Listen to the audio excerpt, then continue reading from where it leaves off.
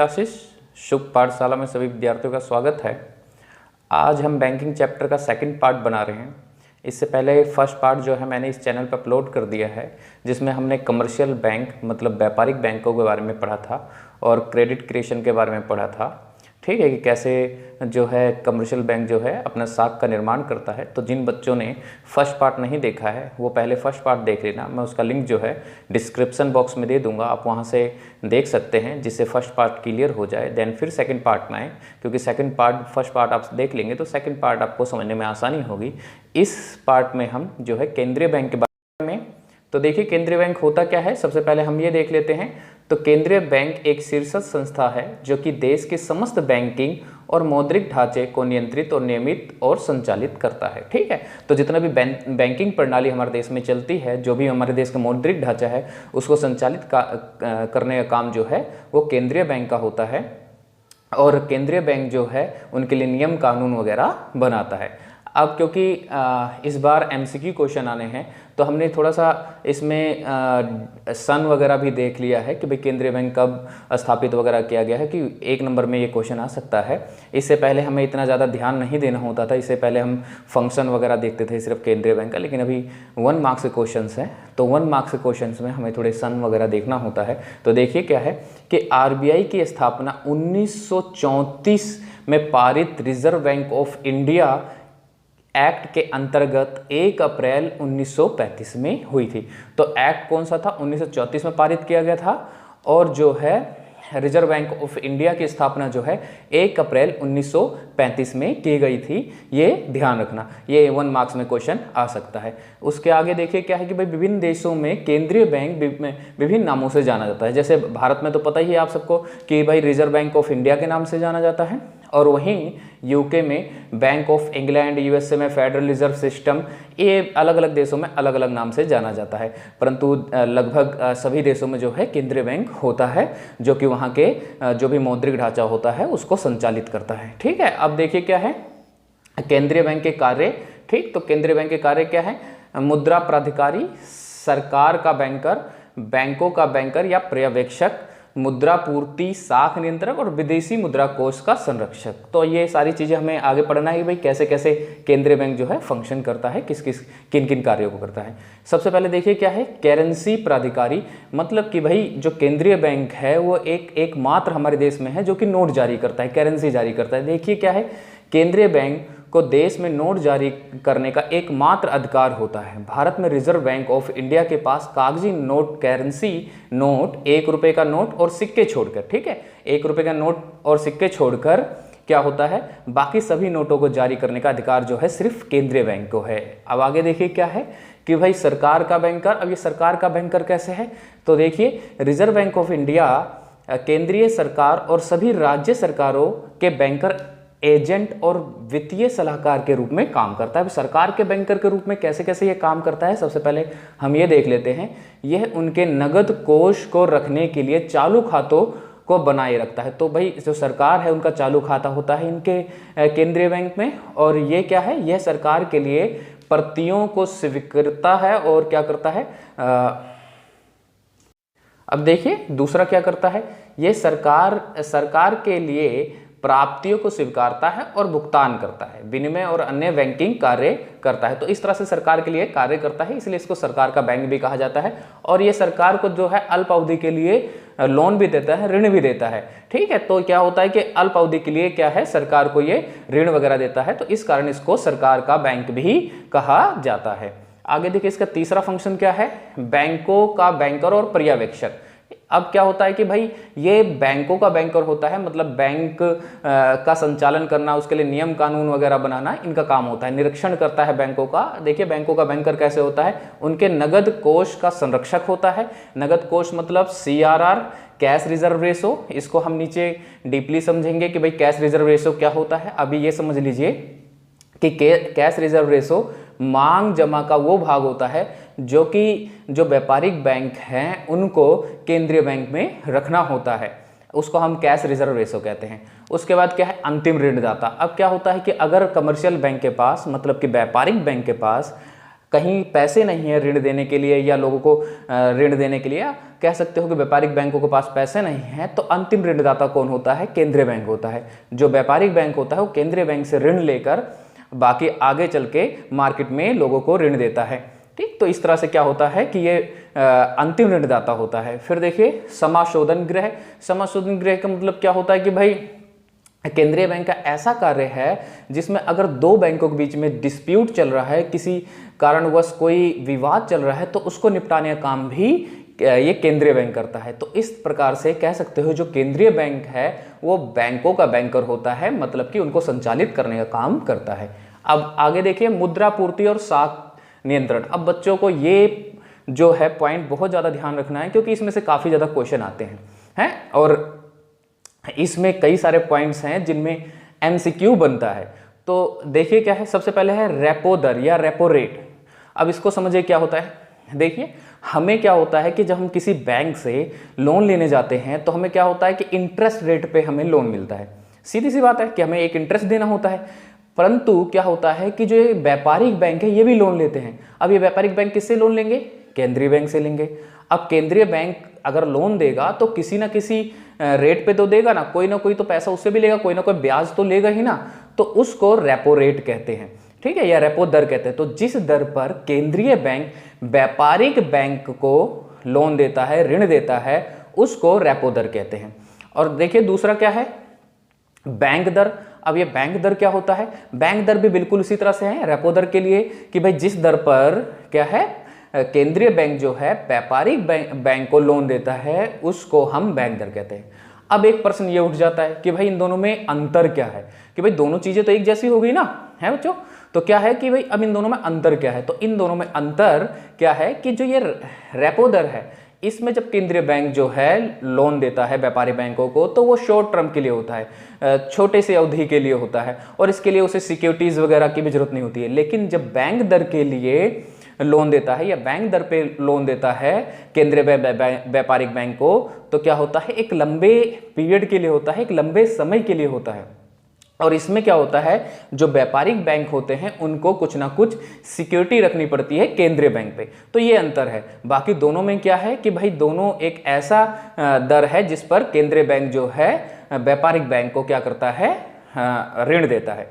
ठीक, अब देखिए तीसरा क्या है, खुले बाजार की क्रियाएं। खुले बाजार की क्रियाएं क्या होती हैं? अब केंद्रीय बैंक क्या करता है कि कुछ प्रतिभूतियां होती हैं जिनको सेल करता है या परचेज करता है, मतलब खरीदता है या बेचता है, ठीक है, तो उसको हम खुले बाजार की क्रियाएं कहते हैं। अब इनका साख के नियंत्रण में कैसे इस्तेमाल किया जाता है हम आगे पढ़ेंगे, पहले इनका मतलब समझ लीजिए। अब देखिए क्या है वैधानिक कोष आवश्यकताएं। अब वैधानिक कोष आवश्यकताओं में क्या है, सबसे पहले CRR है। CRR हमने थोड़ा सा ऊपर डिस्कस किया था। CRR क्या है कि भाई मांग जमा का वो भाग है जो कि जो व्यापारिक बैंक होते हैं उन व्यापारिक बैंकों को केंद्रीय बैंक में जमा करना पड़ता है। मांग जमा क्या होता है? मांग जमा मतलब होता है कि जब हम किसी व्यापारिक बैंक में क्या करते हैं कि अकाउंट खुलवाते हैं तो दो तरह का अकाउंट होता है, एक तो बचत खाता होता है हमारा और एक होता है चालू खाता। ठीक, तो इनको क्या होता है बचत खाते और चालू खाते में जितना भी पैसा जमा होता है बैंक में उसको हम मांग जमा कहते हैं, क्योंकि इसको चेक के थ्रू कभी भी निकलवाया जा सकता है। तो इसमें से जो भी जमा होगा उसका कुछ पोर्शन जो कि क्या करता है केंद्रीय बैंक ही डिसाइड करता है कि कितना प्रतिशत तुम्हें मेरे पास रखना है रोजाना, है, उसको हम क्या कहते हैं CRR कहते हैं। जैसे एक एग्जाम्पल समझिए, उदाहरण समझिए, ज्यादा समझ में आ जाएगा। तो देखिए उदाहरण के रूप में मान लीजिए कि जो व्यापारिक बैंक है, व्यापारिक बैंक में 1000 रुपये जमा होता है।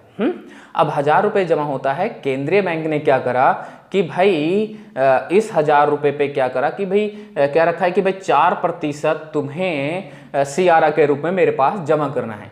तो 1000 रुपये का 4% कितना होगा भाई? 40 रुपये होगा। ठीक है, तो अब 40 रुपये क्या करना पड़ेगा, इनको केंद्रीय बैंक के पास जमा करना पड़ेगा, यही होता है CRR। अब आगे देखिए दूसरा है वैधानिक तरलता अनुपात। अब वैधानिक तरलता अनुपात क्या है? SLR। इसे वैधानिक तरलता अनुपात भी बिल्कुल CRR की तरह ही है, एक परसेंटेज होता है जो कि केंद्रीय बैंक ही डिसाइड करता है, परंतु बस थोड़ा सा डिफरेंस ये है कि CRR जो है वो केंद्रीय बैंक के पास रखना पड़ता है, लेकिन SLR जो है व्यापारिक बैंक अपने पास ही रखता है।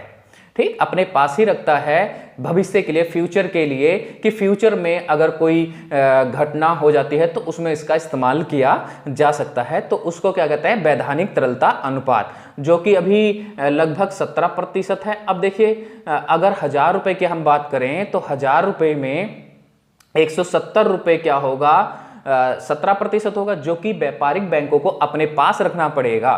ठीक, अपने पास रखना पड़ेगा व्यापारिक बैंकों को। उसके बाद जो भी बच जाता है, CRR और SLR के बाद जो भी बच जाएगा उसको वो लोन के रूप में दे सकता है। तो ये होता है CRR और SLR। उसके बाद अगला पॉइंट देखिए क्या है, उसके बाद अगला पॉइंट है सीमांत आवश्यकता। अब सीमांत आवश्यकता क्या होता है, देखिए जब हम बैंक में जाते हैं तो होता क्या है कि हमें जब हम लोन लेते हैं तो हमें कुछ ना कुछ सिक्योरिटीज के रूप में रखना पड़ता है बैंक में, जमा करना पड़ता है। तो जितनी हम सिक्योरिटी रखते हैं, ठीक है, या प्रतिभूति रखते हैं, हिंदी में प्रतिभूति कहते हैं, जो भी हम रखते हैं, तो होता क्या है कि हमें उसमें से कुछ पैसे काट के तब जाकर लोन मिलता है, पूरा सिक्योरिटी के बराबर नहीं मिलता है, क्योंकि बैंक भी तो कुछ ना कुछ कमाएगा ना। तो उसी को सीमांत आवश्यकता कहते हैं। जैसे एग्जाम्पल के रूप में समझिए कि सीमांत आवश्यकता क्या होती है। देखिए सबसे पहले मान लीजिए कि हमने भाई 20,000 रुपए का हमें लोन चाहिए था, हमने 20,000 रुपए के लिए क्या करा, सिक्योरिटी कुछ रखी, कुछ भी सोना चांदी कुछ भी हमने रख दिया, हमने 20,000 रुपए का। अब बैंक क्या करेगा, 20 के 20,000 रुपए हमें थोड़ा ना दे देगा, उसका प्रॉफिट क्या होगा, तो इसमें से कुछ ना कुछ काट लेगा। मान लीजिए 20,000 की जगह उसने हमें 18,000 रुपए दिए, 20,000 का हमने सिक्योरिटी रखा था, हमने 18,000 के रुपए दिए। तो ये जो मार्जिन है कितना है, 2,000 रुपए। जो ये 2,000 रुपए मार्जिन है, इसी को सीमांत आवश्यकता कहा जाता है। अब ये इन सब का मतलब तो आप सबको समझ में आ गया होगा कि इन सब का अर्थ क्या होता है। अब हमें ये समझना है कि भाई ये साख को नियंत्रित कैसे करता है। तो सबसे पहले ये समझना जरूरी है कि भाई साख को नियंत्रित क्यों किया जाता है। तो देखिए जब अर्थव्यवस्था होती है तो अर्थव्यवस्था 3 कंडीशन में हो सकती है, 3 स्थितियां हो सकती हैं। सबसे पहले भाई ये हो सकता है कि AD इक्वल टू AS, मतलब कुल मांग कुल पूर्ति के बराबर हो, तो इसको संतुलन की स्थिति कहा जाता है। ये सबसे अच्छी स्थिति होती है। या इसके अलावा ऐसा भी हो सकता है कि भाई AD ज्यादा हो जाए AS से, मतलब कि कुल मांग ज्यादा हो जाए क्या है, पूर्ति से। तो क्या होगा, इस कंडीशन को अच्छा नहीं माना जाएगा, क्योंकि अगर मान लीजिए सीधी सी बात है, आप सब समझ सकते हैं कि भाई मांग ज्यादा है पूर्ति नहीं होगी तो कीमतें वगैरह बढ़ने लग जाएंगी, जो उत्पादक के पास स्टॉक होगा वो सब कम होने लग जाएगा, मांग ज्यादा है तो कीमत बहुत ज्यादा बढ़ने लग जाएगी। तो इस स्थिति को बहुत अच्छा नहीं माना जाएगा। उसके बाद तीसरी जो कंडीशन हो सकती है वो ये हो सकती है कि भाई AD कम हो जाए AS से, है, तो अब AD से कम हो जाएगी AS से, तो क्या होगा कि भाई जितनी सप्लाई है उतनी मांग ही नहीं हो रही है, तो क्या होगा कि जो उत्पादक है उसका स्टॉक बढ़ता जाएगा, कीमतें कम होते जाएंगे, स्टॉक बढ़ता जाएगा, उसका स्टॉक बढ़ता जाएगा, जो उसने बना रखा है जब वही मार्केट में नहीं आएगा, वही लोग नहीं डिमांड करेंगे, तो क्या करेगा कि भाई आगे बनाएगा ही नहीं। जब वो आगे प्रोडक्शन नहीं करेगा तो उसे लेबर की आवश्यकता नहीं होगी, प्रोडक्शन के लिए तो लेबर की चाहिए ना। तो आगे जब वो प्रोडक्शन ही नहीं करेगा, कोई उत्पादन ही नहीं करेगा, तो क्या होगा, उसे लेबर की आवश्यकता भी नहीं होगी, और लेबर की आवश्यकता नहीं होगी तो लेबर को निकालना शुरू कर देगा, तो इससे क्या होगी, बेरोजगारी बढ़ेगी। तो क्या होता है, सबसे अच्छी सिचुएशन जो मानी जाती है वो ये वाली मानी जाती है, जिसको हम संतुलन की स्थिति कहते हैं। तो जब संतुलन की स्थिति बिगड़ जाती है तब साख का नियंत्रण किया जाता है, चाहे वो मांग ज्यादा हो या मांग कम हो, कुछ भी हो, तो उस समय जो केंद्रीय बैंक है साख का नियंत्रण करती है। अब देखिए साख का नियंत्रण कैसे करती है ये जरा समझिए। तो अब क्या है, सबसे पहले हमने रेपो दर की बात की थी, तो मैंने बता दिया था रेपो दर होता क्या है, ठीक। तो अब क्या है ये समझिए कि भाई अगर AD ज्यादा है, अगर AD ज्यादा है AS से, तो होगा क्या कि भाई बहुत ज्यादा डिमांड हो रही है, और मार्केट में मनी की सप्लाई भी ज्यादा है, क्योंकि भाई मार्केट में पैसा है तभी तो लोग डिमांड कर रहे हैं ना। तो ऐसी कंडीशन में जो RBI है वो नहीं चाहेगा कि मार्केट में और पैसा जाए, तो क्या करेगा कि वो रेपो दर जो है वो बढ़ा देगा। अब बढ़ाने से क्या होगा जरा समझिए कि मान लीजिए 5% पे वो कमर्शियल बैंक को, व्यापारिक बैंक को लोन दे रहा था, 5% पे। अब व्यापारिक बैंक क्या करेगा भाई, उसे उसका काम तो लाभ कमाना है ना, तो वो हमें तो 5% पे देगा नहीं, हमें उससे तो ज्यादा पे ही देगा। तो तो मान लीजिए वो हमें 8% पे हमें लोन देता था। तो अब क्या होगा कि जब व्यापारिक बैंक क्या करेगा कि भाई जब 8% पे लोन देगा और वहां पर मान लीजिए ये 5% पे था, परंतु अब समझिए कि अगर मान लीजिए ये बढ़ जाए, अब रेपो दर मान लीजिए बढ़ा दिया गया, 10% कर दिया गया। अब व्यापारिक बैंक को 10% मिल रहा है, तो सिंपल सी बात है कि जब व्यापारिक बैंक को 10% पे मिल रहा है तो अब उसे लाभ अर्जित करना है तो हमें क्या करेगा, उससे ज्यादा पे देगा। तो मान लीजिए हमें 13% पे लोन देता है, तो क्या होगा कि जब हमारा इंटरेस्ट रेट बढ़ जाएगा, मतलब व्यापारिक बैंक जो इंटरेस्ट रेट बढ़ा देंगे, तो लोग क्या करेंगे कि वो लोन वगैरह कम लेंगे और मार्केट में पैसे की सप्लाई जो है वो क्या हो जाएगी, कम हो जाएगी। ठीक है, इससे क्या होगा कि पैसे की सप्लाई जब कम हो जाएगी, मनी की सप्लाई जब कम हो जाएगी, तो धीरे धीरे जो है डिमांड कम होके एएस के बराबर हो जाएगा, मतलब कि सप्लाई के बराबर हो जाएगा। और जब एडी कम होता है, एडी जब कम होता है एएस से, तो बस बिल्कुल इसके उल्टा हो जाता है कि भाई रेपो दर वो कम कर देगा, इधर से इंटरेस्ट रेट कम हो जाएगा, और इंटरेस्ट रेट कम होने से क्या होगा कि लोग निवेश वगैरह करने के लिए फिर क्या करेंगे, लोन लेंगे। ठीक है, तो ये क्या होता है कि भाई ये इस तरह से क्या है, रेपो दर का इस्तेमाल करता है। और इसी तरह से बिल्कुल बैंक दर का भी इस्तेमाल करता है। बैंक दर को भी इसी प्रकार से बिल्कुल कम ज्यादा करता है कि जब मांग ज्यादा होगी तो बैंक दर बढ़ा दिया जाएगा। बैंक दर बढ़ाने से क्या होगा, इधर से इंटरेस्ट रेट हमारा बढ़ जाएगा, ब्याज दर बढ़ जाएगा, ब्याज दर बढ़ जाएगा तो लोग निवेश वगैरह के लिए लोन कम लेंगे, और क्या होगा कि मार्केट में मांग धीरे धीरे कम हो जाएगी। और अगर मांग कम है और पूर्ति ज्यादा है तो बैंक दर को भी कम कर दिया जाएगा, जिससे क्या होगा, बैंक दर कम करने से क्या होगा, इधर ब्याज दर कम हो जाएगा। ब्याज दर कम होते ही जो है उत्पादक जो है वो क्या चाहेगा कि भाई निवेश वगैरह करना चाहेगा है, और लोग लोन लेना चाहेंगे, और क्या होगा, धीरे धीरे डिमांड बढ़नी शुरू हो जाएगी। इससे क्या होगा, फिर से संतुलन की स्थिति आ जाएगी। तो मुझे लगता है आप सबको रेपो दर किस प्रकार से साख के नियंत्रण में इस्तेमाल होता है और बैंक दर किस प्रकार से इस्तेमाल होता है, ये सब आप सबको समझ में आ गया होगा। अब देखते हैं तीसरा पॉइंट, खुले बाजार की क्रिया। खुले बाजार की क्रिया में क्या होता है कि भाई जो आरबीआई है वो प्रतिभूतियों को क्या करता है, बेचता है और खरीदता है। प्रतिभूति कहने का मतलब यहाँ पर बॉन्ड पेपर वगैरह है, ठीक है, उनको खरीदता बेचता है। तो क्या है, अगर उसे आरबीआई को मार्केट से मनी की सप्लाई कम करना है तो क्या करेगा कि प्रतिभूतियों को बेचेगा। बेचने से क्या होगा कि जो आरबीआई है उसके पास कैश आ जाएगा है, और मार्केट से क्या होगा, मनी सप्लाई कम हो जाएगी। और मनी सप्लाई कम कब किया जाता है, जब मांग ज्यादा होती है। भाई मनी है मार्केट में तभी तो मांग ज्यादा हो रहा है ना, पैसा है मार्केट में तभी तो मांग ज्यादा हो रहा है। तो मनी सप्लाई जब कम किया जाएगा, जब मांग ज्यादा होगी। और अगर मांग कम है तो प्रतिभूतियों को क्या करता है, वो खरीदता है।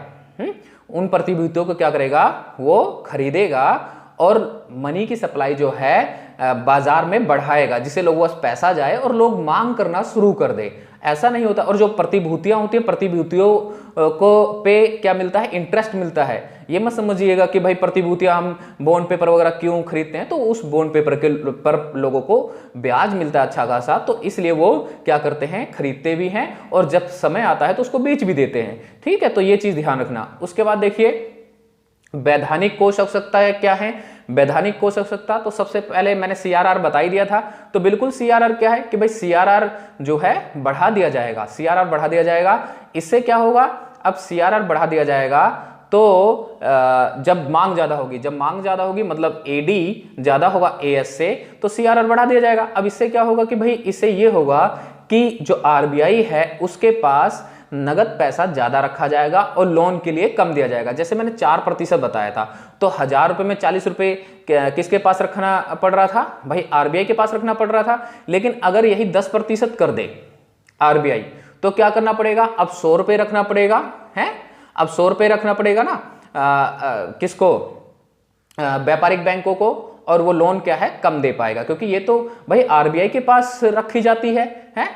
और अब देखिए एसएलआर के साथ भी बिल्कुल इसी तरह से है कि भाई अगर मांग ज्यादा है, अगर मांग ज्यादा है तो एसएलआर को भी बढ़ा देगा, मतलब वैधानिक तरलता अनुपात को भी बढ़ा देगा, जिससे क्या हो कि जो व्यापारिक बैंक है वो तरल रूप में भी जो परिसंपत्ति है अपने पास रखे, जिससे क्या हो जाएगा कि फिर से वही है कि लोन कम दिया जाएगा। जहां मैंने 17% बताया था, वो अगर 20% कर दे तो 1000 रुपए का 200 रुपए होता है 20% है, तो 200 रुपए क्या करेगा, 200 रुपए और रखेगा अपने पास। 100 रुपए किसका हो गया, 100 रुपए CRR और 200 रुपए किसका हो गया, SLR का हो गया। तो इस तरह से 300 रुपए उसने रखा अपने पास है, 300 रखा और 1000 में से 700 बचे जो लोन के रूप में दे सकता है। लेकिन इससे पहले जब हमने डिस्कस किया था तो कितना था, 4% है। 4% का कितना था भाई, 40 रुपए थे।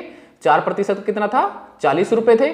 और हमने 17% लिया था उस टाइम, तो उसका क्या था, 170 रुपए थे। तो कितना भाई, 210 रुपए रख रहा था ना, 210 रुपए अपने पास जमा रखना था और बाकी सब कुछ लोन दे देना था। लेकिन अब क्या हुआ, बढ़ाने से क्या हो गया कि लगभग 300 रुपए वो अपने पास रख रहा है, 300 रुपए अपने पास रख रहा है और 700 रुपए लोन दे रहा है। तो यही काम होता है, जब मांग ज्यादा होती है तो वो CRR SLR भी बढ़ा देता है, जिससे क्या हो जाए कि मार्केट में पैसा कम जाए और जो डिमांड है वो धीरे धीरे कम होते हुए सप्लाई के बराबर हो जाए।